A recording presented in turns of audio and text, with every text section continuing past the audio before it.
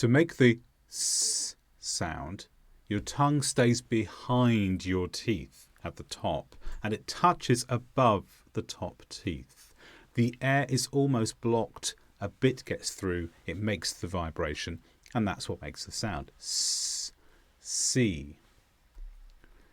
To make the th sound, the tip of your tongue must get between your teeth. It must not stay behind. That's the difference between s and th. The tongue gets through between your teeth. Blow a little air and then release. Th, 3. C, 3.